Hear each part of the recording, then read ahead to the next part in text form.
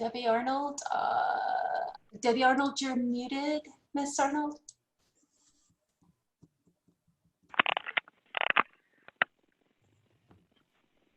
Miss Arnold, you're muted.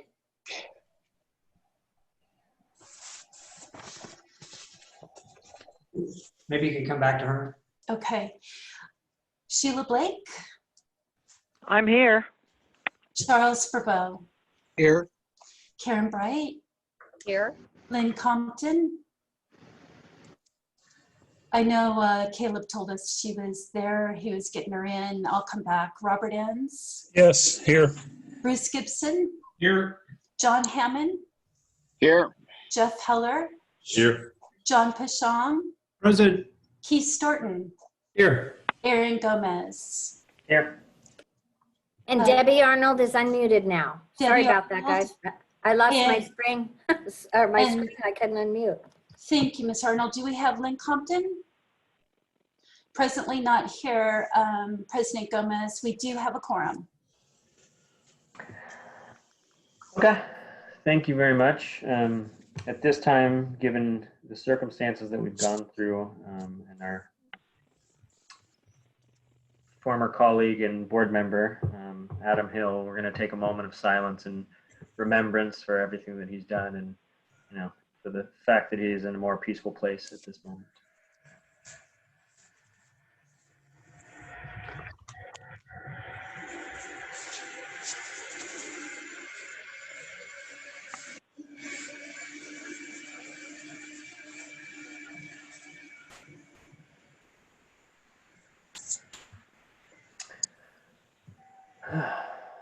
Okay. Not that that's an easy way to transition to anything, but now we are opening this up to public comment for items not on the agenda. So if any member of the public would like to make a comment, please hit the raise hand button at the bottom part of your screen.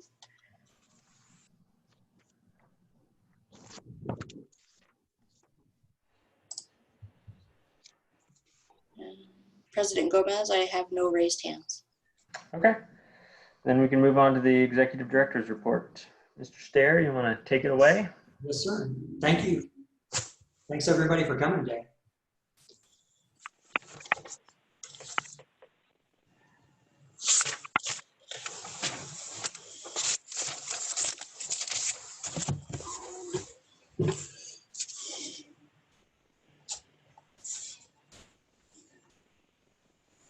Okay, are you seeing my screen now? Yes.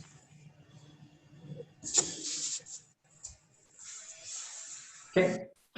One of the things that's we've been reporting about often is the amount of reporting requirements that are going to be required for 1383. And just on the perimeter of the page here, I kind of cut and pasted some of the reports. There's actually a couple of pages missing. So I'm not trying to wow you. I'm just trying to let you know there's an extensive amount of reporting. So we asked if we could purchase Recyclist, which is a program tracker software that is customized to aligns with 1383 and some other mandates that are required from the state. So it's a really good program that meets exactly what we need. And the haulers can submit data to us and then we can create the report and submit it. And so we met with the haulers. Well, we meet with them every month to have a meeting with all the haulers invited to attend. And we did a demonstration at that last meeting a couple of weeks ago. And then we requested that they start submitting data beginning with the commercial and multifamily. We're rolling out 1383 already, even though this is a little more than a year in advance. But it takes about 6 months to get this data correct, according to Recyclist, because there's so many errors and things that need correction. And so I think we're doing great. We're going to be in compliance when we hit January 1, 2022. And if you have any questions about the slides, please just holler and interrupt me. Otherwise, I'll keep going. And another thing that we have to do with the state is update our integrated waste management plan. So we have several plans that we manage for the entire jurisdiction. And one of those is disposal capacity, recycling capacity, compost capacity, etc. And so that plan that we update has to be approved by a local group. And so we basically asked all of our member agencies and then the community service districts to provide us with a representative. Pretty much it's the public works director from each. And so we held our first meeting, and that was Monday. And I think 8 of the 9 agencies made it to the meeting, so it's great. And we introduced them to the plan that needs to be updated, 1383, and the next steps with that. We talked to them about current legislation that's going on in Sacramento and about our strategic plan. So we're just making sure we're communicating with everybody, and as we roll out 1383 and our strategic plan, we should have all your agencies at the public works level knowing what we're doing and able to comment back to us. And then down the road, if we can get the JPA amended, we will talk about reducing the technical advisory committee to this group. And you know that we've been working on a revenue audit. So all of our money that we operate with, aside from a few grants, is the $3 a ton tipping fee at the landfills and the 2% of the hauling fees that are collected from all the licensed haulers in the county. And so we wanted to make sure that everybody's paying correctly and make it clear for everybody and simplify the process. And then when we look for the future of probably needing to increase fees for 1383, we would have this data to relate back to so we could advise you on what's the best way to proceed. So we started this in January, and this is the status report from R3, our consultant. And so basically where we are is it's been delayed. We had hoped to have this completed beginning in January and completed by May, but the haulers asked for a non-disclosure agreement. And the non-disclosure agreement is not with IWMA, it's with R3. So as I understand it, they submit data to R3, and then R3 is not allowed to disclose sensitive information or proprietary information. And so it was completed as a group, so all the haulers could sign on one document. And so several of the haulers, that was completed, several of the haulers signed off on it. I think the only one that has not signed is Waste Connections. And of course, they are the largest hauler. They go from Ragged Point County line north all the way down to the South County line and Napomo and everybody south of the grade. So they are the largest hauler. And R3 has expressed to me that they've kind of reached an impasse where they can't come to agreement on this non-disclosure issue. So where we would be, I think, is IWMA has the ability to pass fees according to our resolution and our JPA, but it's not really clear on how we enforce if someone doesn't pay, although we have all the powers of the agencies. So our next step is to probably go through every jurisdiction south of the grade individually and ask them to help us get this data from the haulers. So Brooks, does that say that in the individual hauler agreements that agencies have with Waste Connections, there's some provision in there that they're supposed to provide information or upon request provide information to those agencies? Because I mean, this is kind of frustrating for us. I don't understand what their rationale is. I don't see really what's too proprietary about how much trash they've processed. But I'm wondering, yeah, can our member agencies push them, or what is it you need to have happen here? Because this is kind of, disappointing that they're acting in this manner. Yeah, in my opinion, that would be normal for the hauler agreements, for the franchise agreement, to say that you have to report on the amount of service and where the containers are and the revenue that you take in and what you charge, because that's what the franchisor wants you to do. So I haven't checked those agreements, but they should have language in them that would enable them to get that data for us. It's just, yeah, you're right. It's going to be a much slower process, and we'll have to have Minery involved a little bit more. And yeah. Brooks, this is Bruce Gibson, Mr. Chairman, if you don't mind. Yes, sir. It would seem to me that our imposition of these fees gives us the right to do this audit. and whether we have to go through the jurisdictions to get this information. I'd just like assurances from council that we do have the authority to demand this information so we can audit these fees. And if we have to take some kind of legal action, I think that's something that should definitely be on the table. So I wonder if council might opine as to our ability to eventually get the necessary information. Thank you, President Gomez, if I might respond. Mhm. I did look into this. The resolution that was passed in 2007 that I have up that gives the authority for IWMA to impose fees also does contemplate an audit of the fees. And so we do have that resolution. We have the powers of all the member agencies to enforce it. Again, though, enforcement authority and the ability of the IWMA to enforce that resolution is a little bit unclear to me at this point because we have no contracts with these haulers. So my discussion prior to this meeting was that the probably most efficient way would be to reach out to the member agencies that work with Waste Connections and have them help us apply some pressure. Because as we know, these haulers do seek rate increases on a regular basis, and so there is some leverage there. Question from Hammond. Yeah. Is that required that Waste Connection, they're a huge company. We're not asking about all their records from the whole state. We're asking about the member agency or the jurisdiction that they're serving, correct? Correct. Yeah. And this is Bruce, if I could just conclude, it's a fundamental matter of governance that if we have the authority to impose this fee, we have the authority to be sure it is being collected properly. That is our fundamental oversight. And so I would encourage all direct action to seek and receive the information that we are supposed to have. Thank you. That's all I got. President Gomez. Yeah, go ahead. I think also, I mean, what concerns me is this kind of delay. It begs the question of whether they're hiding something or and how confident is R3 that the data we will receive is accurate, or will they be doing anything extra to check the validity of the data that were ultimately provided?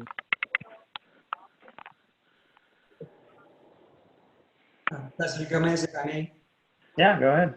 I did speak with R3 about the ones they had completed, and the ones they had completed so far were pretty much in line. They were pleased with what they had gotten so far, but obviously Waste Connections is the lion's share of the hauling in the county. Question from Hammond. If they're a huge outfit for the state, should the state have some leverage on compelling them, not only just the local city, but I mean, it's direction from SB Senate bill that has to happen. So we should have authority also from the state level to compel it. Correct, and 1383 will address that. That's what's coming up. Okay. But it doesn't help us now. President Gomez? Yeah, go ahead. I just wanted everybody to know that Lynn Compton has joined. She's a phone call, so you will not see a picture. She is the 219 number. Brooks, can you hear me? Yes, ma'am, we got you. I have been on the call since the beginning and I could not respond. The number, when you do the call-in number, because I'm in the middle of Arizona driving a daughter back to college, when you join, it says you are a participant. You are not a participant. You are like an observer, and you're muted the whole time. So I couldn't have the response that was needed to say present. Caleb got me a different line to call in, and I'm on the 219 number calling in. But I was present for the, it should have been visible that I was present for the attendance call. And I'm going to try to stay on, but I'm in a very spotty area for phone service. So I'm pulled over, but I may lose you. But I was there when you called the attendance. Okay, thank you for that. We will make that note for the future.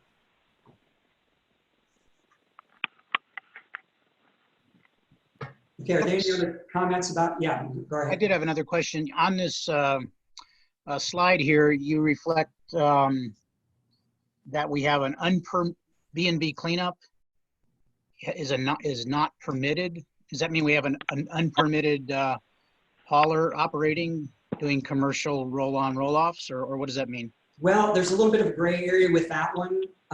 The way our resolution reads is that if you are a hauler, you get your hauler license from the county health department or environmental health. And so they determine whether you're a garbage hauler or you're a cleanup agency, or that's a side business to your construction company, and then you own a truck. So you would not be a hauler, but if you're, so it depends on what they determine as your primary function is. And so, and that's another thing, there may be more haulers than this that are not listed. And we have a meeting with environmental health next week, I believe. Actually, it's tomorrow, Brooks. Oh, is it tomorrow? Okay, sorry. Right. Thank you. Yeah, just to go over this topic for sure, because there are what we believe haulers in the county who are slipping through the cracks. So we hope to tighten that up, meeting with Aaron Labar.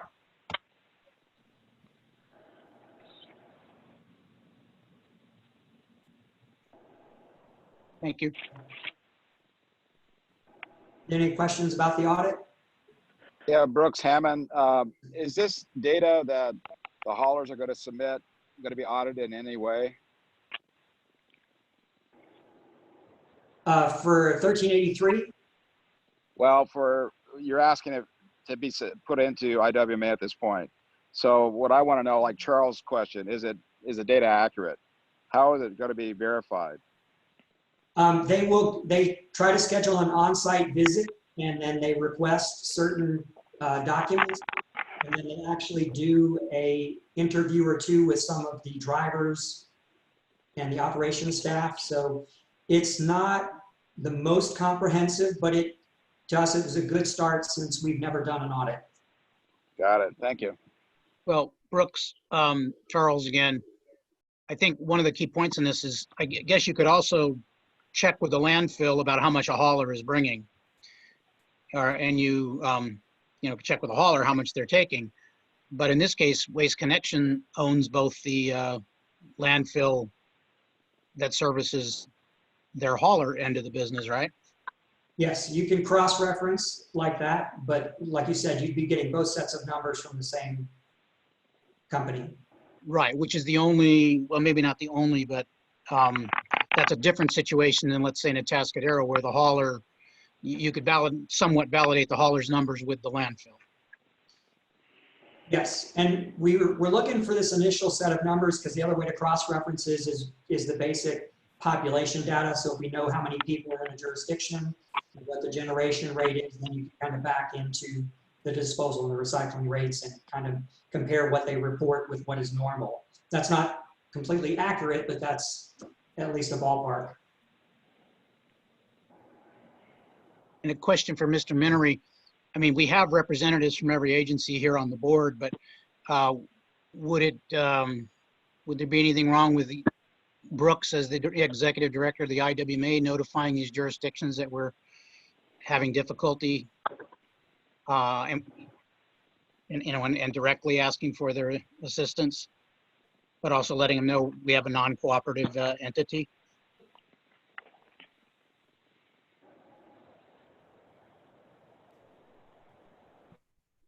Brooks and I had this discussion on this, and I think that probably the most efficient way to go about this is to reach out to the member agencies and get some assistance, because they have the direct agreements with the haulers and the ability to apply pressure in a way that we don't. And I would expect their cooperation would really help move this along. I'm actually a little frustrated. We're not a party to this non-disclosure agreement. That is the holdup. So my, it has not, I've not been directly involved in those negotiations, but I am frustrated that they can't get over this, essentially a speed bump compared to the rest of the agreement. So I think that's probably the best plan.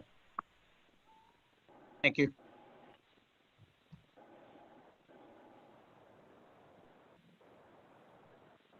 Okay, are there any other questions or comments about it?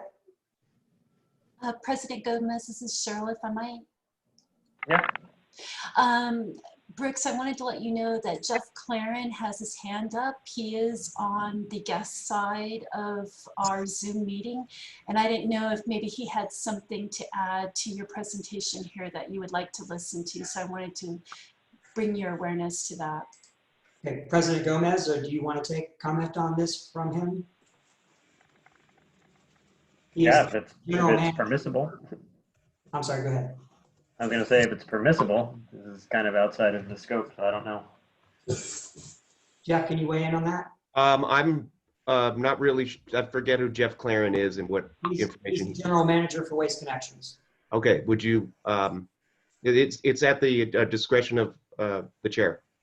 Yeah, let him speak. Okay, are we gonna do the 3 minutes or? Yes, no? I would let him participate in the discussion personally. Okay. Okay, Mr. Claren, you should be able to unmute yourself. Thank you, members of the board. Can you guys hear me? Yes. All right, this is Jeff Claren. I'm the Waste Connections, the district manager for the hauling side of things. I just want to let you guys know we've actually had this data ready since March. When we first talked about this with the IWMA's consultant R3, we did an NDA agreement, non-disclosure agreement, that was used by our entire Waste Connection site throughout North America. And we haven't had a problem with that getting signed. R3, when they actually did do the agreement, they had some issues with it. Our legal staff was interested why it was there was comments. Well, anyway, we did comments on it and gave it back. And right now we are at an impasse. But the thing is, what's really big for us is that there is a lot of information that we put in there, like customer information, number of accounts, number of dumpsters and so forth, that we feel that's proprietary. We do give tonnages for the landfill and for the hauling side to all the jurisdictions. We just didn't feel like we wanted to make sure that some of the proprietary information, just like our customer information, was protected. And the other thing too, this is a revenue audit. Just to let you know, every jurisdiction, we do basically a full audit with an independent contractor called Caliber. They come and see our revenue and expenses, and that's reported to each of the jurisdictions. So it's not, we're not cooperating, it's just there's language that the R3 and Waste Connections cannot agree on. And I think in the last 2 weeks, we've gotten a lot more. We've gotten down to one single section, and I think we're trying to compromise on that. But once it's signed, we do have everything ready.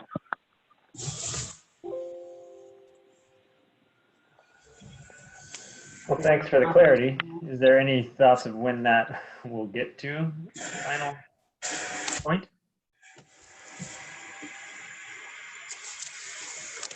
Well, I've spoken to R3 about this, and they would maybe dispute a little bit of what Jeff just stated there, but not to get in the middle of it, it's between those two parties. We're just we can't get the report, and R3 is telling me that the holdup item issue is the term attribution.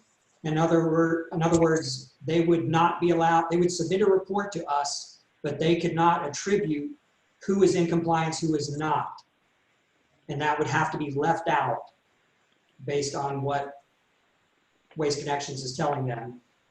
So like I said, they've conferred to me that they would not proceed because it wouldn't be in our interest to pay them to continue to do this if they can't tell us who's in compliance and who's not.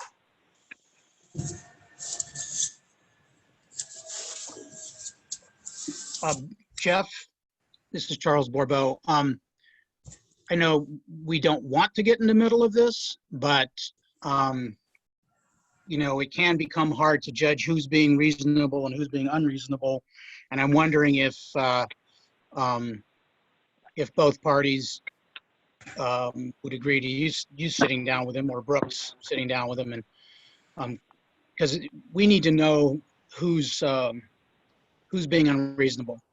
And to hear the discussion about attribution, I'm inclined to believe that R3, especially since they've reached readily agreement with other haulers. I'm inclined to think it's probably them that's being reasonable. But if would it help to have you two sit down with R3 and the hauler? Yeah, we'll be glad to do that. We did that with the initial development of the master agreement that the others have signed, and it just went a little askew here at the end with Waste Connections. So yes, I'll be glad to try that for another couple of weeks. And if that doesn't work, then I guess we'll have to go through the route of the individual jurisdictions. Yes, agreed. Okay. Chairman Gomez, I'd like to make a comment. Go ahead, Robert. And Brooks, you can chime in here. One of the haulers called me, someone that we use as a subcontractor, and he complained a little bit about R3 being adversarial in their audit. And he told me that R3 is able to recoup 50% of anything they find that would be an extra charge. And he feels that they're pretty vicious about going about the audit and trying to make money for themselves. So Brooks, I'd ask you, I told him to call you, and I don't know if you had that phone call or did that discussion come up? Yes, sir. Thank you. Thanks for giving me the heads up beforehand as well. I did speak to that gentleman for about 40 minutes. I think it was the next day. And I assured him R3 is paid by us and there is no recovery fee.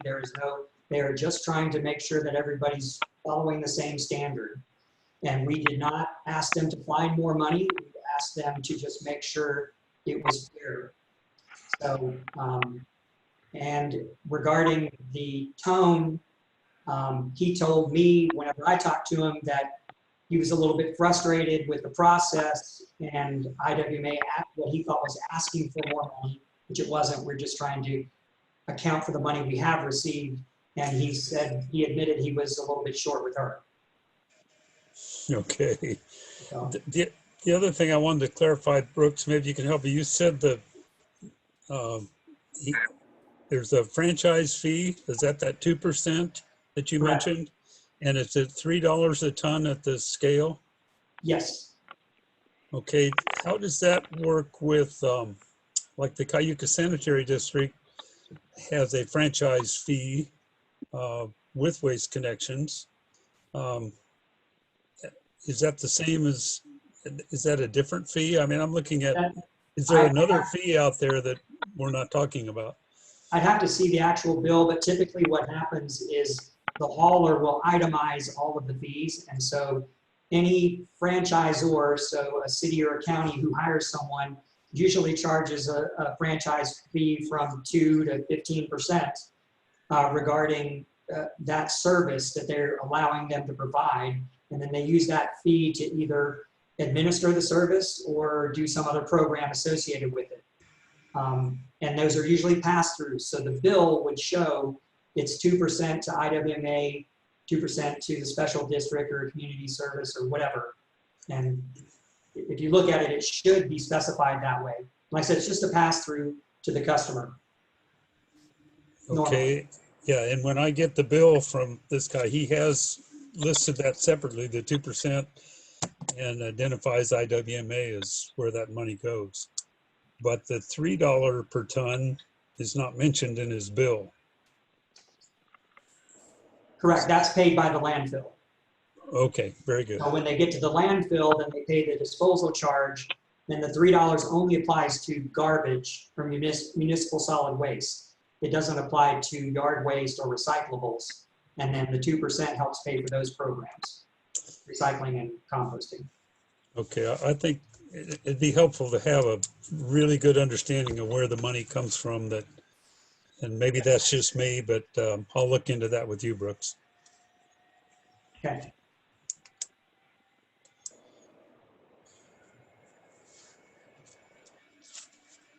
Anything else on this item? Okay, thank you. And in June, it came up with the executive committee and some members of the public that we needed to have an upon request single-use takeout item process. And so we wanted to do, and the board's direction was to roll out some education. So we created a, and this is again in response to the COVID and the fact that people are eating out more often and restaurants are making to-go orders and maybe giving utensils out that aren't used because people take them home. So we put a web page together for businesses to access, and that's what's on the left there. And then we also did social media outreach, and then we got 93,000 social media imprints out going. So we think it was a pretty robust rollout on that.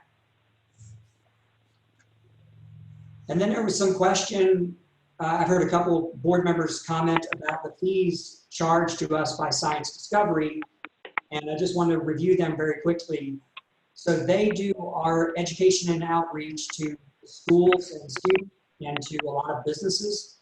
So in 2019, they did almost 1,100 total presentations to schools and field trips mostly, and they reached 32,000 students with an hour or two of education apiece. And then regarding the businesses, they also go out and visit about 300 a month in multifamily complexes, and they educate. They tell them, here's what the state requires, here's IWMA's 9 ordinances and what those require, and here's how you can comply. And they're totally there to give them alternatives and options. And so they do a great job with that. Again, they do almost 4,000 businesses a year. So when COVID hit, that obviously impacted their model of how they did that. So on their own dime, they bought AV equipment, a drone to make some videos, and they're building an in-house studio, which isn't done, and they're making education videos. And so that picture on the left is one of their employees giving a live presentation to a school group, grinding up some paper, and then making new paper and drawing it out live in front of the group. And so they are continuing to do that work, even though school is closed. They're not closed, they've just been meeting virtually. So they've gone virtual. And so you can see here on the left, in 2019, April, May, June, July, the number of presentations they did. And obviously, COVID shut everything down in March. And so it took them the rest of March to get their in-house program going with the videos. And then April, they were ready to go, but they had to reschedule everything with the schools and the teachers and get in contact with teachers who were no longer in the classroom. And it's been a process, but they've got this equipment going and they're doing these live presentations via computer screen. And so their bill has been almost cut in half. So they have still charged us up until now. It's summer and there's nothing basically in July and August. But they have been doing a good job. They have adapted, and they'll do this, whatever's necessary next year. And then our financial audit for 18-19. So this is 2 years ago. And again, this was before my term here, and we did not have an accountant. And so I'll admit that we were kind of nervous of how bad this might be, but actually it came out great in our opinion. They found 3 material weaknesses, and they were that we weren't balancing our monthly statement, and then we were taking in expenses and revenue after the year-end close and not recording that in that prior year or the appropriate year, and nothing else. And these issues have already been corrected since we hired Barbara, our accountant, so we're really pleased with the outcome here. And then our budget, remember that we asked for approval to just pass a temporary budget, which was last year's, so we didn't have to go through the whole process of vetting and reviewing everything, and knowing that COVID is going to probably decrease our revenue because of probably a recession, and we will probably have to look at increasing expenses to comply with 1383, but we really need more guidance on the strategic plan and 1383 from HF&H, so we wanted to postpone that. And so it's looking like now in the fall, we would come back to you with a modified budget or amended budget, and it will be much more reflective of these impacts. and more accurate. And then secondly, our capacity. So we as an agency of 4 employees and complying with 1383 and trying to correct or improve the programs we have, we're going to have very limited capacity the next 3 to 5 years as we roll out the new programs and try to get all the businesses in compliance. So just keep that in the back of your mind that we're going to be busy. And next, I want to give you an update on our HHW. We try to give you a quarterly report of what's happening on one of the major programs. So we have 6 sites throughout the county, and this is the numbers from January through May of each site. So the first was Chicago Grade, this is Napomo, and I don't expect you to read the detail. This is Cold Canyon, Paso Robles, Heritage Ranch, and Morro Bay. So these are the sites, and you can see all the different types of quantities, but the major ones that we take in are paint, fluorescent lights that contain mercury, and batteries. And so you can see the volumes here, 24,000 gallons of paint, 17,000 lights, and 28,000 pounds of batteries, all recycled or diverted from landfill for $152,000 through 5 months. So we think this is a great program at a really good price. And this material was avoided going into a landfill and potentially being illegally processed or dumped. So we're very happy with the numbers and the participation from residents even during COVID. And then technical assistance grants, we put in the budget to roll back out this program where we give out up to $10,000 for a local agency or program that is going to create diversion or source reduction or reuse. And so we have $40,000 budgeted, up to $10,000 per grant. They have 2 years to do it. And we're really giving preference to grants that can track and measure and tell us if they actually met the diversion that they were hoping for. And so this is a great program. We've already got 1 interested party. So in the fall, we should come back to you with approval to spend the money and issue the grants. Again, these are local, it doesn't go outside the county. And then I want to give you some updates on plastic legislation. Again, there's probably 40 or 50 new solid waste regs that we track every year. But these 2 I think are really important because they both discuss plastic containing recycled content. So the top one there, 54/1080, is on single-use packaging. So when you go into a store and there's plastic packaging of all these different types, they're saying that it has to be either recyclable, meaning it can be recycled and it has to be made of recycled content or contain that, or compostable. And then your beverage bottles, plastic beverage bottles, have to be made of 50% recycled plastic.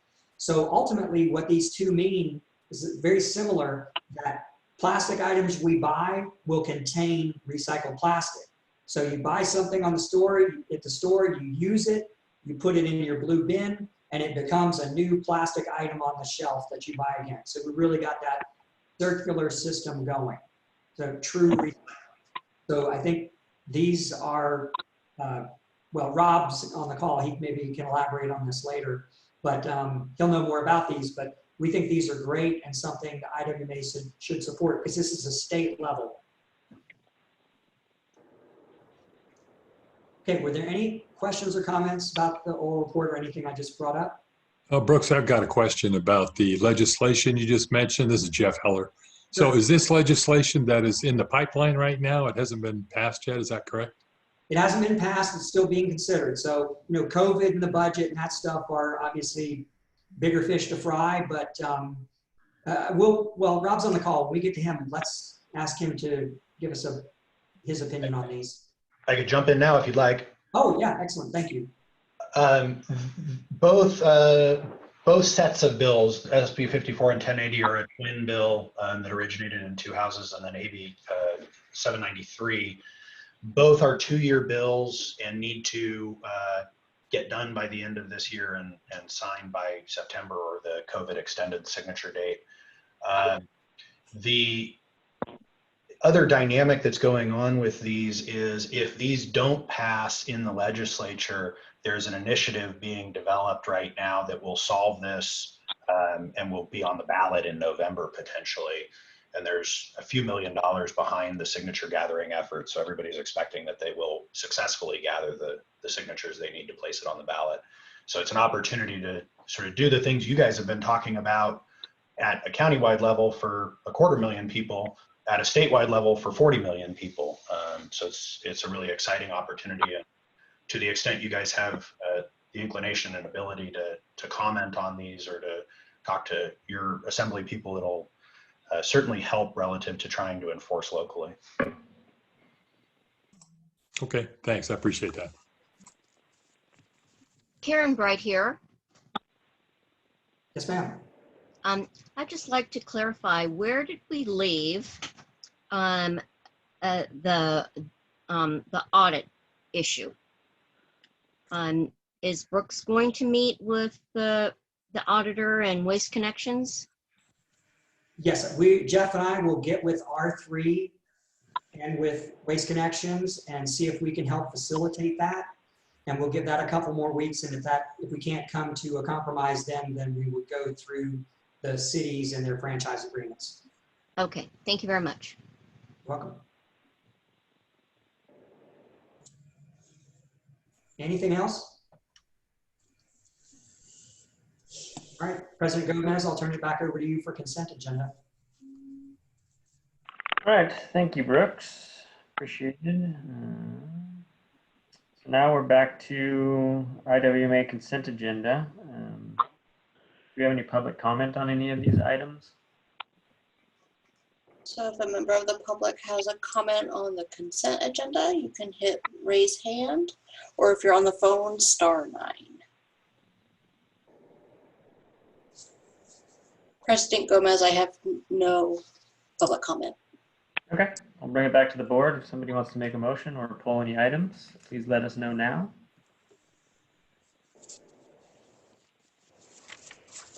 It's Debbie. Hammond. I'll go ahead and motion to approve the consent agenda. Hammond seconds. All right, we got a motion by Ms. Arnold and we got a second by Mr. Hammond. Can we get a roll call, please? Debbie Arnold, Yes. John Hammond, Aye. Sheila Blake, Yes. Charles Verbeau, Yes. Karen Bright, Yes. Lynn Compton, Yes. Robert Enns, Yes. Bruce Gibson, Yes. Jeff Heller, Yes. John Pashon, Yes. Keith Starton, Yes. Aaron Gomez. Yes. Motion passes unanimously. Thank you. That moves us on to the regular agenda. Do we have any public comment on the items on the regular agenda? If any member of the public has a comment for items on the regular agenda, please raise your hand. And looks like I have one. Okay, give me 1 second, Janine. I'll share my screen.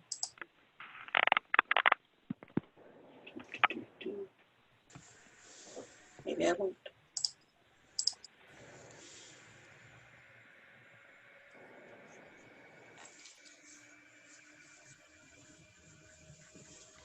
Yes. Okay, Janine, are you ready?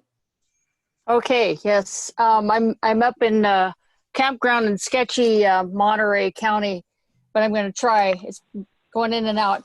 I wanted to make a reference to the strategy, and because I was in and out, I couldn't make sure that I was here, but on the strategy planning meeting, and particularly Robert N's letter that raised reference to the question on the current ordinances that we have with the IWMA, that we should strongly keep them in place because they're business friendly.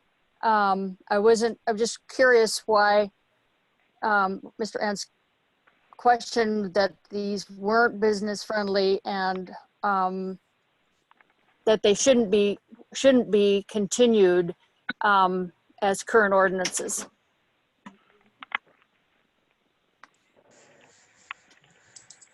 Okay.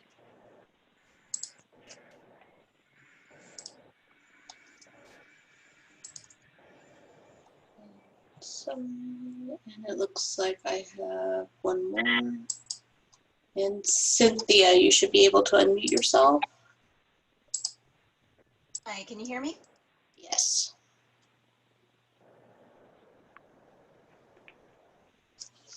I'm Cynthia Replocal, a director on the Oceano CSD, but do not speak in an official capacity. I read with concern Robert N's letter to your board because he did not preface it with a disclaimer like the one I just gave. In fact, he began by stating that he is a member of your board. As the only special districts member, it thus appears that he purported to speak on behalf of all the special districts he represents, districts that offer solid waste disposal services, unlike sewer-only Cayuga Sanitary District, where he is a director. To my knowledge, Mr. Enns did not ask for input from the other special districts before submitting his comments, and I do not believe they reflect the views of others. Most worrisome were his statements on plastic bag and styrofoam ordinances, which he said should not be enforced due to the pandemic, and that the IWMA should rely on incentives rather than enforcement once the crisis has passed. For both of these points, he referenced the positions of North County board members. We need only to look at the persistent refusal of a portion of North County residents to wear masks in the county's COVID hotspot, despite the incentives of protecting their health, the health of their families and neighbors, and the local economy, to know that sometimes a carrot doesn't work and we have to use a stick. Disposable plastic bags are banned not only by the county, but also by the state. While the fossil fuel and plastics industry tried to convince the world that their throwaway products are safer in a pandemic than reusables or greener single-use alternatives, that's been proven false. Nor are cost differences significant. There's no valid reason to ignore these common sense laws or to fail to enforce them. Please don't allow single-use plastics to pollute our environment and harm our communities. Lastly, I agree with Mr. Enns that the county needs to remain part of the IWMA. The IWMA serves an important and necessary function, and we are much stronger together. No member should be able to opt out of ordinances or enforce them. The issues the IWMA addresses are regional and require a cohesive regional approach. Thank you.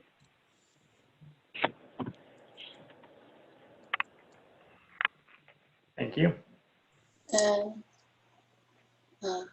President Gomez, that is everybody with their hand raised. Okay. Thank you very much.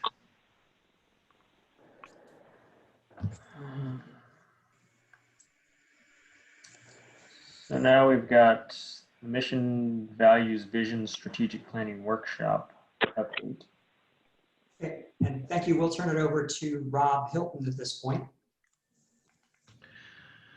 Good afternoon, board. Good to be with you virtually here today. See if I can share my screen and take you through what we've got for today.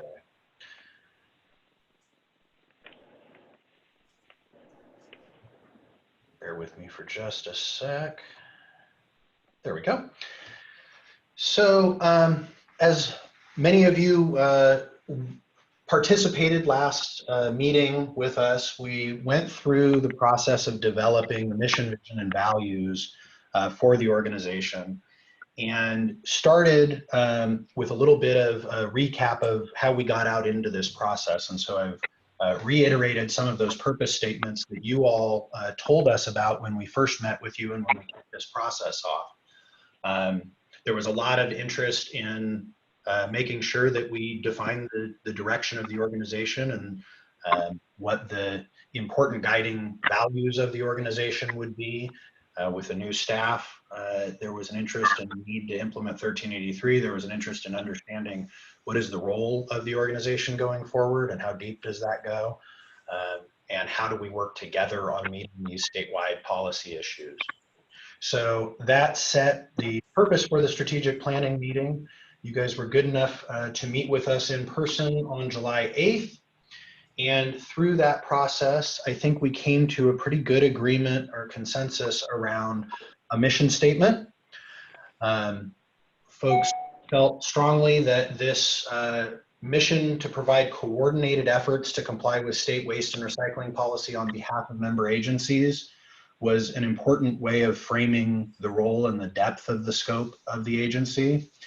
And then the how statements of through practical, cost-effective programs, education, and technical support, talk about how the agency will focus on fulfilling that mission and what the things they will do are.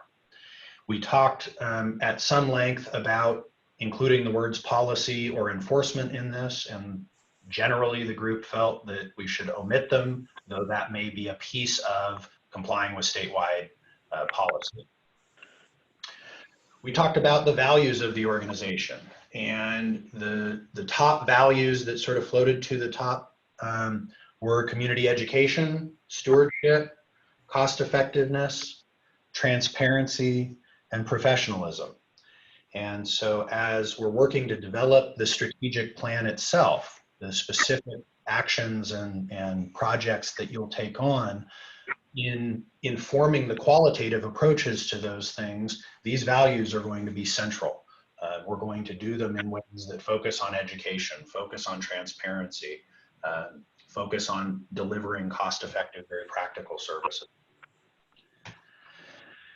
And lastly, we put together a vision statement, and there was some discussion about how aspirational versus how much this was sort of a continuous improvement type of thing, how much of this was strictly state policy versus a general goal to improve.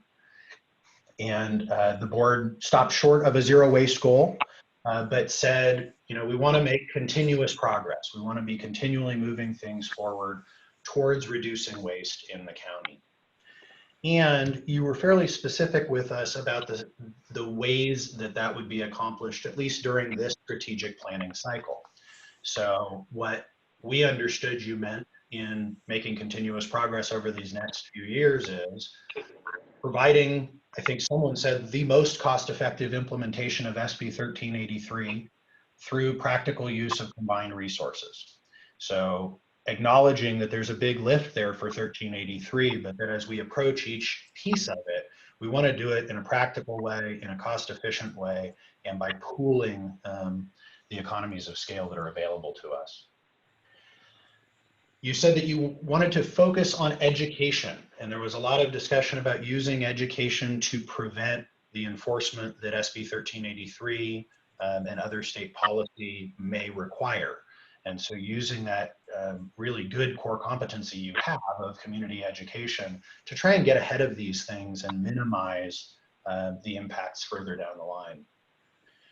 There was a strong desire to see the agency as a technical resource on industry-related issues to the member agencies.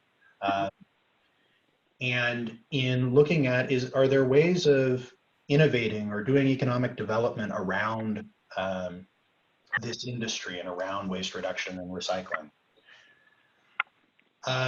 There is an organizational piece. I think there was a broad acknowledgement that the organization that is today is not the organization that's needed for the future. And while we want to minimize as much as we can the increase in resource demand, the reality is there is a large demand on staff for what needs to be done going forwards. And so as you scale the organization from a couple of staff people to a larger team, whether that's staff or contractors or whatever, there are systems and processes and tools that are needed there. As these issues get more complex, the board needs to be brought up to speed as new board members come on or as new members come on to committees to make sure that they understand the issues and the complexity of the issues and be very participative in the process. And then lastly, there was a lot of discussion around revising the JPA agreement to keep the JPA together and to find a structure that would allow the JPA to stay together. And there was a fair bit of discussion about how much control local agencies would have versus the authority on issues of policy and enforcement. And there was some discussion of opt-in, opt-out, or using education versus enforcement. There was also discussion about changing some other things that are in the JPA, like the number of board seats, the role of the executive committee, the need potentially for other committees. And so there's an opportunity there to revise the JPA agreement to bring all those things together and support the direction that you all want to go. So in terms of next steps, our plan is to come back to you in November with some options around the JPA amendment and to talk through what some different features or controls might be on that and get input from you before the amendment gets started in drafting. And then we'll be back in December rather with the final strategic plan. And the strategic plan will lay out all of the major projects and activities that staff will need to do in order to fulfill those strategic objectives. And it'll also include cost estimates and staffing estimates for that. So with that, I'm available for any questions you all have. I'm going to leave it up on the strategic planning objectives because that's sort of our direction going forward. What we're looking for from the board today is discussion about vision and values. If there's anything that you want to tweak in there, now's the time to talk about that. And then in particular, I want to make sure that we're on the right page about these strategic planning objectives, because again, we're going to build the action plan around fulfilling these. So if there's something that's not quite right, we want to make sure we get it there.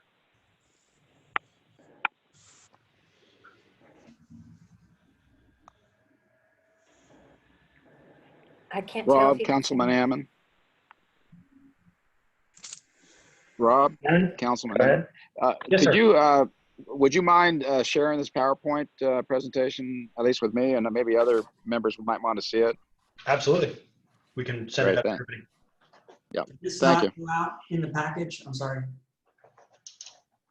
This was intended to go out with the package. Did it make it? Yeah, it was in there, wasn't it? I don't know. I'm not in my office. You were traveling, you know. It begins on page 81, I believe. Yeah, but as a PowerPoint file, it'd be nice to have it, is what Sure. I'm thinking. Happy to do that.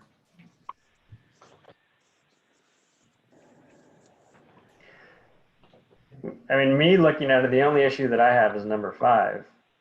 I think we all agree that we want to revise the JPA. I don't think we agree on what that revising is. And you're saying to include additional measures for local control by member agencies over the enforcement of IWMA. And that's where a lot of us disagree.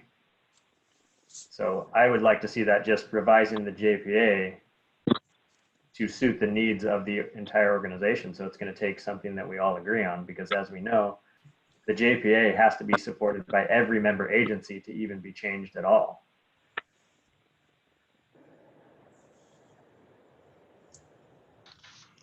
Mr. President, if I could make a comment, this is Keith. Yeah, go ahead. Please, thank you very much. And Brooks, maybe you can help clarify.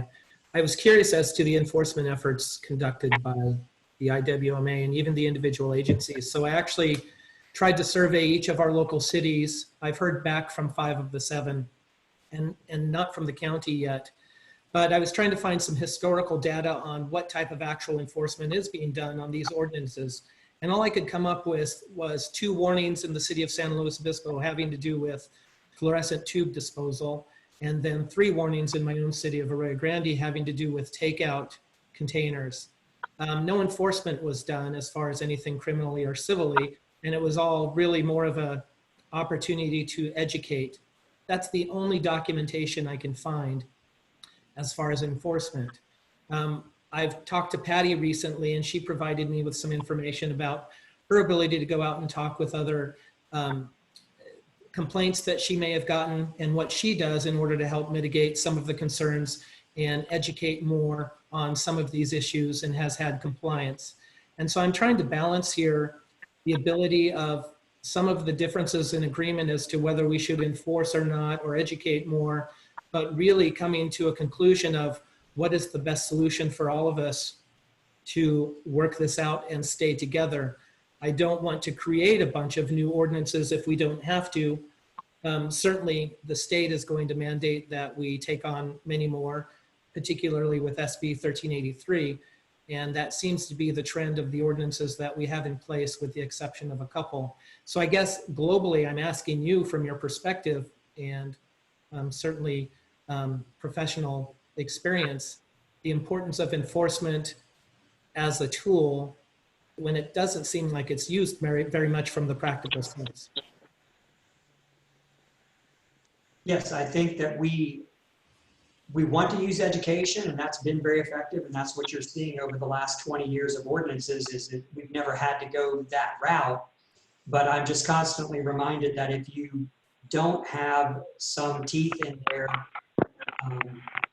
you could have someone that thumb their nose at you and not comply, and you just have to have that additional stick to enforce it.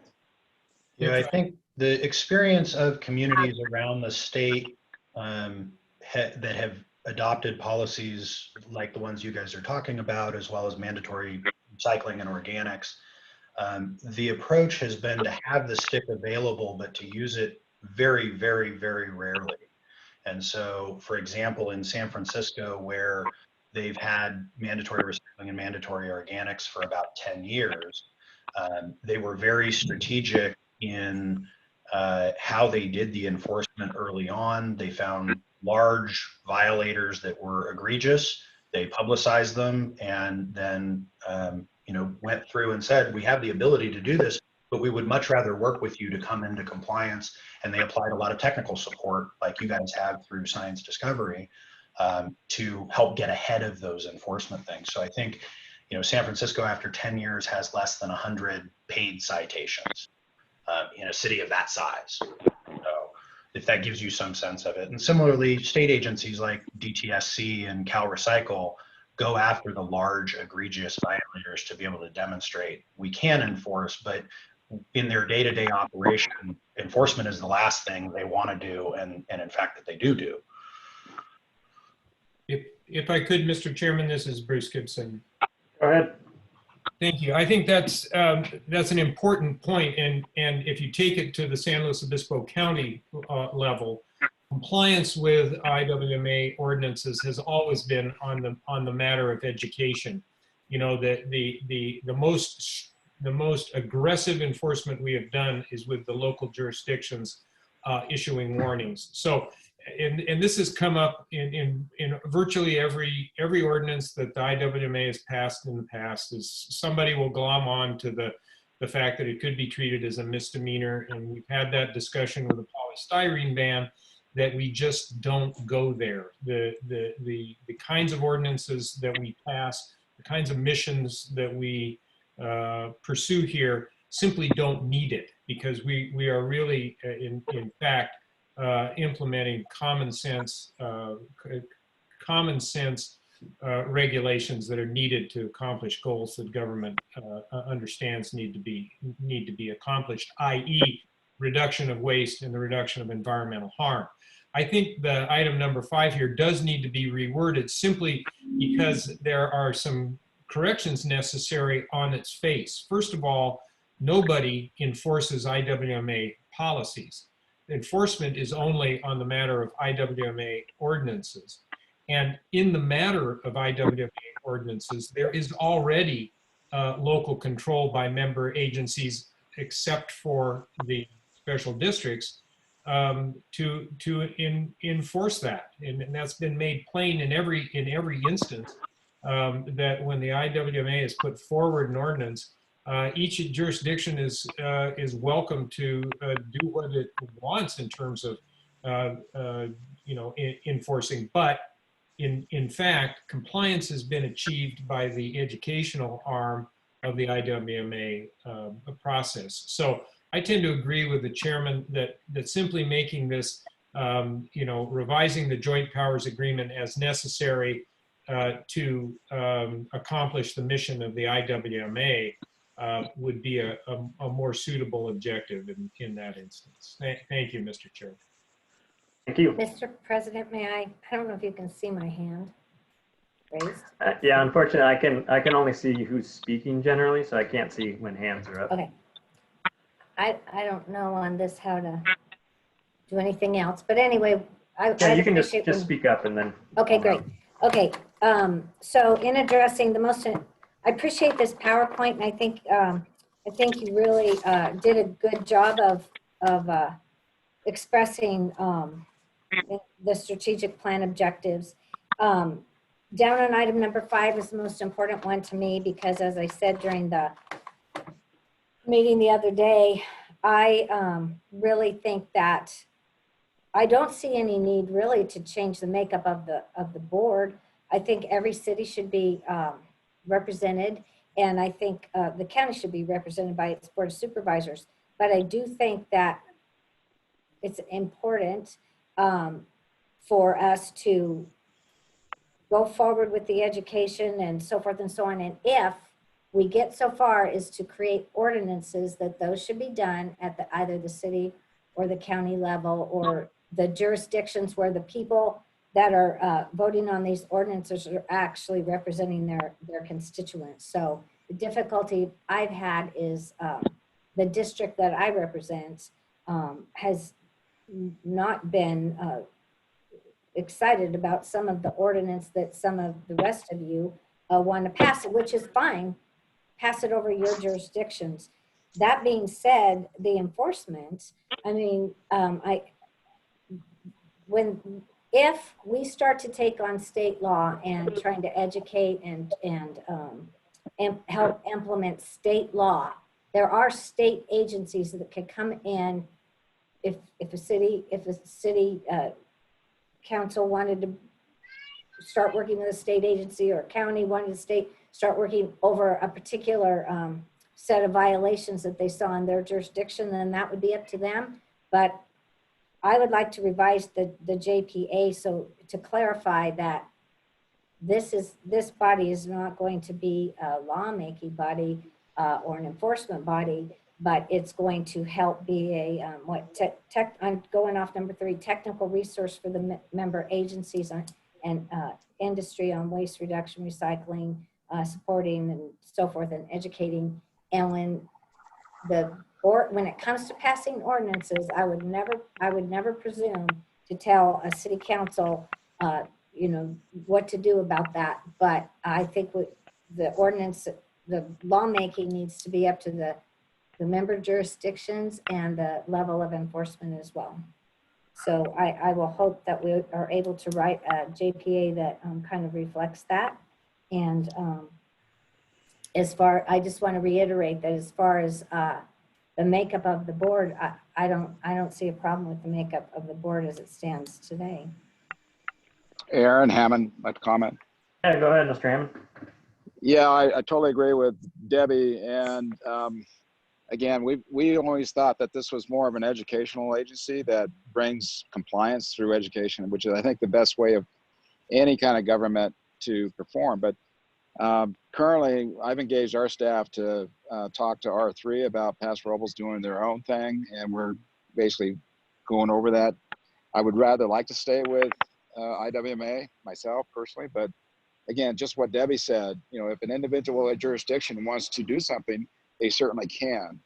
That's the whole rub, is that if our folks don't agree with that, the JPA technically is overriding, their desires. And that's the rub that Paso has currently. Mr. Chair, could I jump in here? Yeah, go ahead. It seems to me like this is maybe a topic that should be agendized and discussed at a future meeting. I support Supervisor Gibson's comments about his suggested revision to item number 5, which maybe we can decide on today, but any lengthy discussion beyond that seems to me like it should be agendized, in my opinion.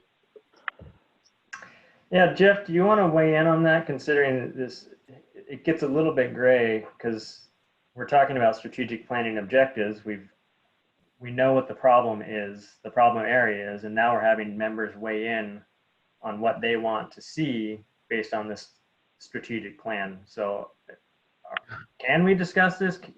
Do we need to talk about this in the future? I'm reading the agenda item as posted. I think it's related and relevant. I think your board needs to have these discussions. Yeah. I think it's so far off topic that it's inappropriate. But to the extent you want to go much further, maybe Mr. Heller does raise a point. I always get concerned when you're close enough to fit the agenda. I don't want to shut down board discussions that are beneficial and necessary either, so. Jeff, can I And I ask feel you? like we've stayed pretty relevant to item number 5 so far. I do 'Cause too. that's really the heart of I think generally it's fair game here. Okay. Yeah. And Mr. President, can I speak? This is John Pashon. Yeah. It does say in the item, direct staff to develop. So I think this is probably under all in direction. I am probably the one that Supervisor Gibson was talking about because I glom on to the $1,000 fine and the 6 months in county jail all the time. And I do have to look back, and I agree with Supervisor Gibson that, you know, I go back to when the blue recycling bins were passed out to families in this community and throughout the county. There was not a 6-month jail sentence and a $1,000 fine for people to use if they didn't use them. And they did it voluntarily. This organization educated people. They talked to people. They communicated with people. And something like 96% of the families immediately started to use the blue bin and recycle in our community. So I do believe that the strength of this organization is education. And I'm very, very supportive of that mission to educate people on the recycling programs that we run and the things we do for diversion. And I think that would be helpful. So I appreciate it. Thank you. Mr. President, Charles Borbeau here. I agree with Supervisor Gibson on the technical phrasing of that question because it shouldn't say policies, it should say ordinances, I believe. But I certainly understand the concern that Supervisor Arnold registers, and that's really where the rubber, or that's the elephant in the room, is if the IWMA board as a whole passes an ordinance that does include enforcement provisions, however rarely, if ever, they might be exercised. The question is, what about jurisdictions, who do not agree with such a policy? And so what I'm suggesting is perhaps folks, if they have suggestions, get for what they'd like to see in the Joint Powers Agreement in terms of any changes that would address that issue, that they bring those to Brooks or something, and so that they can be discussed in greater detail at a subsequent meeting. So we aren't kind of, thinking out loud here at this meeting. I mean, I think we should think out loud. That's the whole point, is to be able to give them some direction out in the open, in the public's eyes, to where we're all weighing in with our perspectives as representatives of our cities. Well, that's something that I think we've kind of kicked the can down the road far enough. If they're going to create a strategic plan around this, we need to have the conversation. Okay, no, I understand. I was just suggesting we would have a discussion, but because we very much need to. But I think there's some room for compromise here, and but this may not, thinking out. We sometimes don't make great policy up on the dais. Yeah, and we're not making policy. We're everybody is stating their perspectives on what they would like to see come out of the JPA, and it will be up to our strategic planners to figure out how to make a policy or a JPA that works, because as I pointed out earlier, every single member agency has to sign that JPA. If there's one member agency that says, no, I will not accept whatever these JPA changes are, the new JPA doesn't come into play. So that's why I think we need to have these conversations and be very realistic about what compromises are we willing to make and what compromises are we not willing to make. And so I'll state from the city of San Luis Obispo, we will not accept a JPA that's just completely shifted one direction versus another, meaning we want some sort of ability to create ordinances. We have 10 on the books already, or 9 or 10 on the books already. We seem to have this conversation around two ordinances, but we seem to forget the other 7 or 8 ordinances. Aaron, question. Your agency is asking to be able to create ordinances for the whole county? No, so that's why we're talking about the opt-in, opt-out part. Like, is there something that we can do within that portion? Because I'm looking at it from an efficiency of governance standpoint, which we talked about earlier. What we want from this agency is efficiency.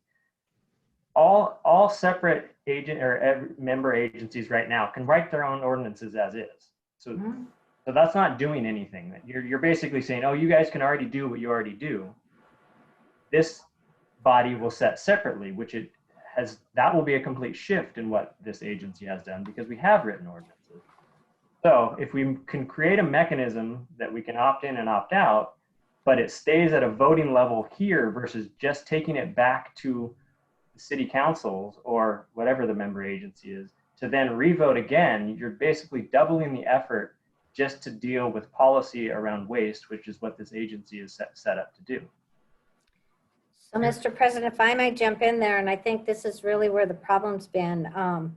When we talk about the mission statement, I think it resembles the mission statement when this was actually created, and that was to provide these coordinated efforts, complying with state waste and recycling policy, providing staff that focuses, etc. I am just saying that in my mind, if jurisdictions, if the cities or the county want to take something further, and it doesn't matter if it's about this, if it's about other things too, water, etc., to create ordinances, that should be done at a local level. And you said it, everyone has the ability to do that, do it. Where this body here was really created to provide the support structure for compliance, understanding, and so forth and so on. Enforcement's very expensive. And in the unincorporated areas of this county, it is not only just expensive, but it's sometimes nearly impossible. We've had littering laws on the books for decades. And I'll tell you, there's lots of thrown away couches all over the county roads, everywhere you go in this county. And the county itself takes that upon themselves to pick up, but you rarely see that enforced because it's just almost impossible to enforce. So I think the folks that are trying to say education's the key, we have to coax people to want to do the right thing in these arenas. But I don't think that, and I know that most of my constituents don't like being, they don't like laws being created by, most of the people that don't represent them, they don't vote for, and maybe there's even different goals we have. Point being, the local control, I think, is a much better way to handle all of this. If you want ordinances, how you enforce them, what the penalties are, all that can be customized to your own jurisdiction. But I don't believe this body should be the body that creates law and tries to enforce law. Mr. Chairman, it's Bruce Gibson with a suggestion on how we move forward here, if you'd entertain it. Yeah, go ahead. I'd like to suggest that the board today endorse the mission, values, and the vision statements that have been presented to us with a rewording of item 5 that's on the slide above us, along the lines of what I suggested earlier, in that we will revise the joint powers agreement as necessary to implement the mission of the IWMA, and direct staff to work further on the strategic plan and come back to us with options regarding revisions to the JPA, including the nature of our authority to create and enforce ordinances. Give us a few options, and the actual decision on how we move forward from here is appropriately a matter for another agenda item. And I would think that direction to staff would set us up to get to that conversation. If that's a motion, I second. I'll make it a motion. Okay. All right, we've got a motion and a second. So if I might ask for clarification of the motion, basically it's to bring back the options on number 5 of the strategic planning objectives, revising the JPA. The staff is going to come back with options about what that should look like, correct? No, the motion was to approve all of what is stated, revising item number 5 to be worded differently to support a JPA change, but to come back with options that include, as Mr. Gibson stated. And yes, the chairman has stated it correctly. And I think that the revision to number 5 gives us plenty of latitude as to how we move forward with JPA revisions.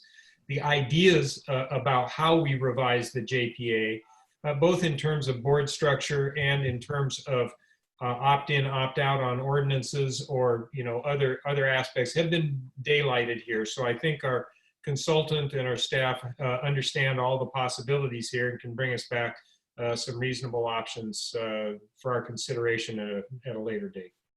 So you are asking in your motion for this, for the staff to work on, the consultants to work on developing a different governance structure? Options for changes to the JPA, which is our governance structure. Well, And that includes, Supervisor Arnold, that includes a suggestion that the size and composition of the board be changed. I think that should be brought back as an option for our discussion.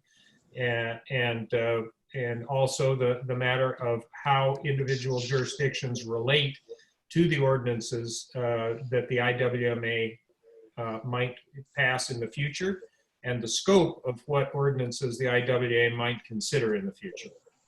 So you're asking for strategic planning objectives 1 through 3 to be passed, and then you're changing the definition, or you're. I'm asking for the board to accept all of these planning objectives with the revision of item 5, the mission statement and the vision, and to then take the next steps in completing our strategic plan. Okay. Mr. Chairman, I think as long as they come back with a range of options, that's kind of what I was trying to articulate earlier, and Mr. Gibson did a better job than I at it. I think that's good. Okay, so we do have a motion in a second. We can just take a roll call. We don't need to all weigh in. Just for clarification, I want to make sure I understand the motion. There was a lot of words spoken there. So I understand that we are going to endorse numbers 1 through 4, and that we are going to bring back option number or sentence number 5. We're going to reword it to move forward and direct staff to have some suggestions for opting in and opting out, in addition to size and composition of the board.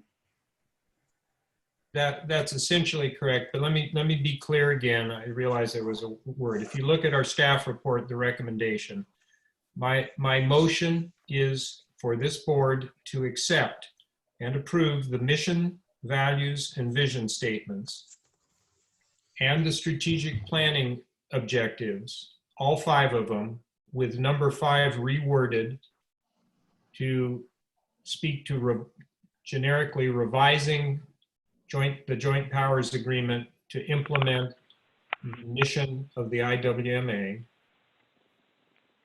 and then further to direct staff to bring back options as regards those JPA amendments, which would include the governance structure, i.e. the size and composition of the board, and the nature and scope of IWMA ordinances and enforcement, and the relationship of local jurisdictions to that ordinance authority.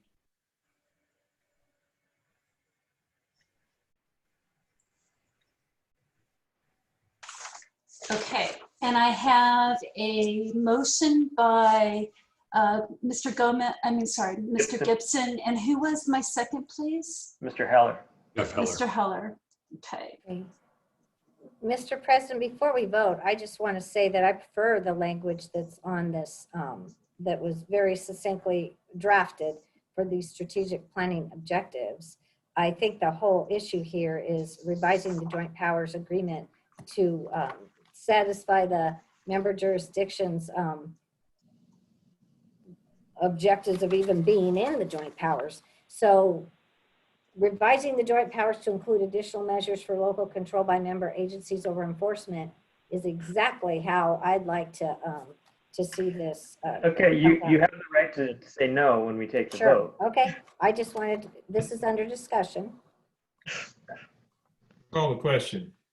All right. Can you get a roll call on that? Okay.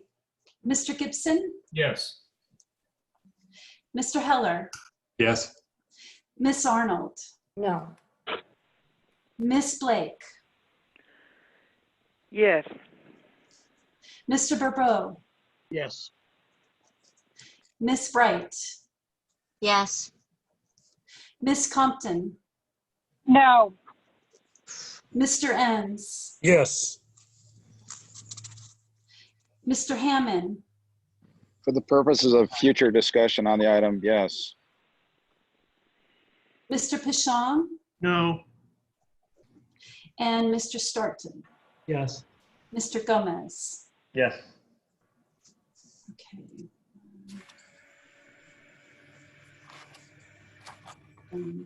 Eight.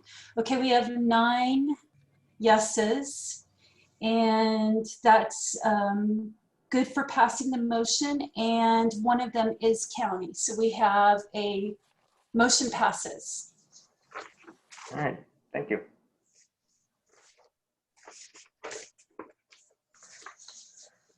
All right. So that wraps up that item, I believe, correct? Can I make a comment about this? Yes.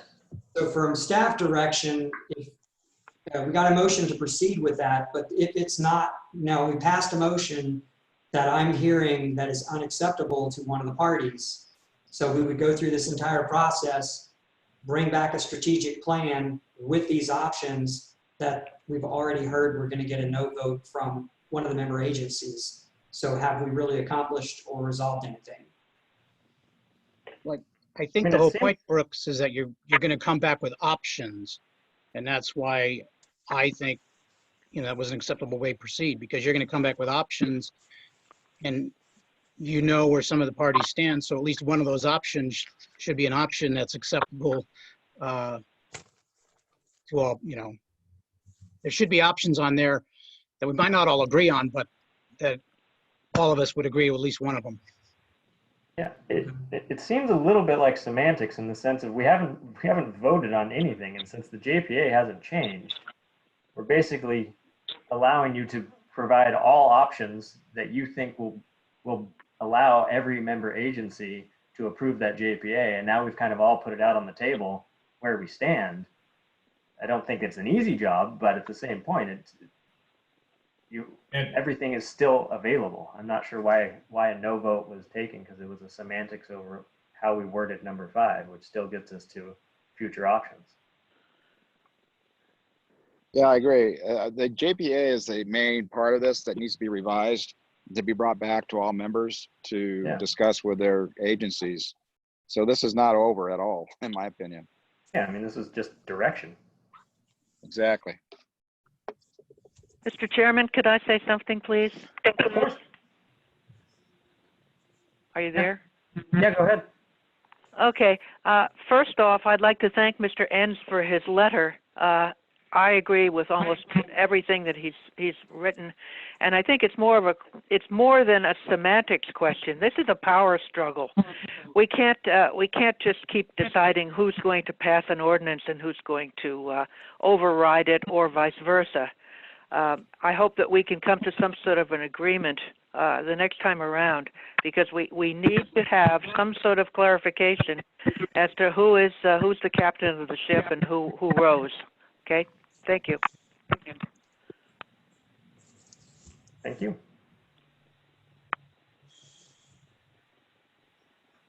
All right, so now we are on to, let's see, executive committee elections.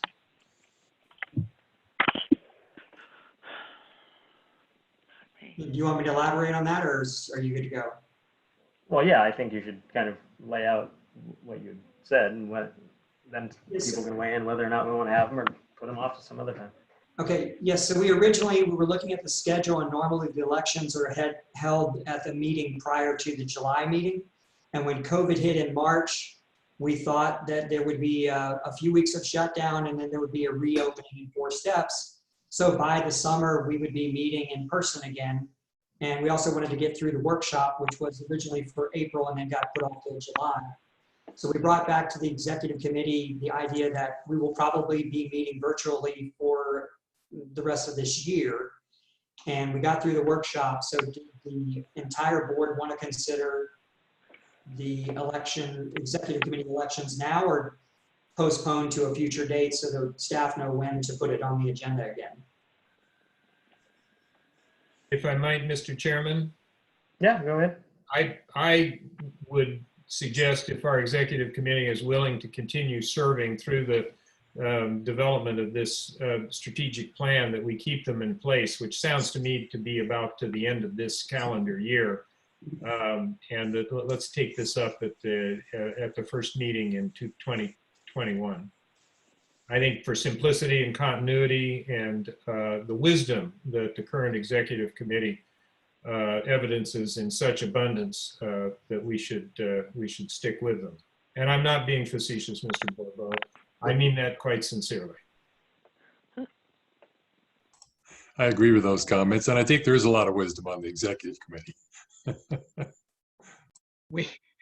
Well, to be fair, we did have a practical discussion about the fact that Mr. Gomez is not running for re-election and would not be on the board itself in any capacity after December, and whether that would have any relevance to the discussion in terms of continuity for the future. I understand what Supervisor Gibson is saying about continuity going through the process, but that was the only thought regarding continuity for the future. But I would just, leave it up to the rest of the board. And thank you, Supervisor Gibson, for your sincere comments. Hammond would second Mr. Gibson's motion to keep it in place till January 2021. Karen Bright here. I agree. And so would I, because we're having city council elections also. That may also change some opinions. Yeah, that's a good point. So from a practical standpoint, I think my last meeting is in the middle of December. So I would assume that we would do it December, so you have a chair for January. Yeah, perfect. Don't forget to see if there's public comment on this extensive idea. Thank you. Do we have any public comment on this item? Yes, I do.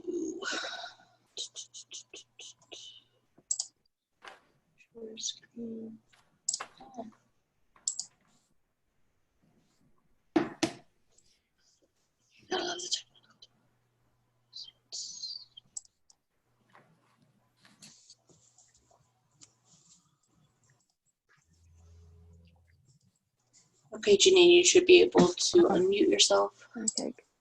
Thank you. I fully support and endorse you, your current board, to continue on into the end of the year. The items and all the issues that we're discussing is what stands with ongoing work, and for somebody to leave next month, this doesn't make sense. As Mr. Gomez has done a remarkable job in leading you. So I fully support continuing as is. Thanks. Doing a great job. Thank you.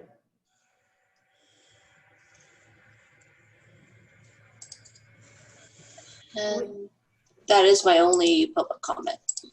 Okay. President Gomez, if that occurred to me while that was, oh, go ahead. I wasn't actually clear that Supervisor Gibson's actually made a motion, or whether it was just a. Well, and I think we need to revise it anyways, because I was just going to talk on that. So we should set an actual date, and it should be our last meeting of the year, because if we skip December and we shoot for a December meeting and we don't have it, then we're left without a chair for the next, or vice president takes it over, however you guys want to do it. But I would say put it for the last meeting of this calendar year. So moved. Second concurs. All right. Okay. Perfect. Under discussion, Mr. President, it's Yeah. Debbie. May I speak up here? So in reading Robert Ann's letter, and thank you, Robert, for taking the time to put all this down in writing, but there was one thing concerning the executive committee, the point number 2 on his letter, where he says, as the executive committee, which he's on, that you do review the draft board packet in great detail and make recommendations, suggestions, and changes that the regular board never hears about. So I had a question as we go forward to extend this executive board. If staff is bringing things to you and they're being changed, that then gives me pause about this whole strategic planning, the last motion that we made. Will that come to us with all the suggestions that the consultant and or the staff put forward? Will We it don't. come to us, the full board? So for full clarity, we don't change what's in it. We can change what actual items and where they go. Okay, thank you for clarifying. So we're not changing anything subjective. Is that the right word? Okay, And okay. Thank you. Yeah. Is right. President Gomez, are we ready to take a roll call vote on number 14? I believe so. Okay. Could I ask a question first, Aaron? Yeah, go ahead. So At the open for discussion. last time we had some discussion about who the third member was. And we selected Charles Verbeau. And I wondered if we wanted to clarify how that position is established. Well, currently there's nothing in the JPA that talks about a third member. So it's basically up to the board. Okay. Well, we can do that at the time we change. Yeah. That's fine. Perfect. All right. Now we're good for a roll call. And I have a motion by Mr. Gibson and a second by Mr. Hammond. Did I hear that correctly? Correct. Okay, thank Correct. you. Okay, thank you. Mr. Gibson, Yes. Mr. Hammond, Aye. Miss Arnold, Yes. Miss Blake, Yes. Mr. Verbeau, Yes. Miss Bright, Yes. Miss Compton, Yes. Mr. Enns, Yes. Mr. Heller, Yes. Mr. Pichon, Yes. Mr. Storton, Yes. Mr. Gomez. Yes. Motion passes unanimously.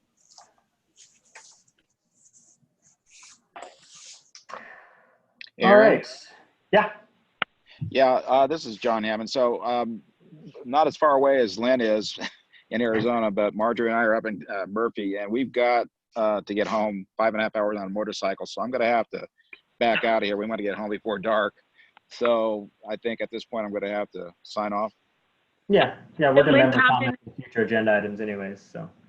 Okay. Hey, Thanks. Aaron, it's Lynn. I'm going to sign off too because I've had to pull over because I've had, patchy cell service and I got to get back on the road. So I'm going to sign off too. Sounds good. All right. So long, guys. Yeah. Thank you, Mr. Hammond. So I did want to make one comment because there's been reference to Mr. N's letter several times. And within that letter, he made reference to our styrofoam ban. And I wanted to create clarity around that because we don't have a styrofoam ban. Styrofoam is a proprietary product. We have a polystyrene ban, which is a number 6 plastic. And it comes in both expanded polystyrene, which is also known as styrofoam, and it comes in rigid form polystyrene.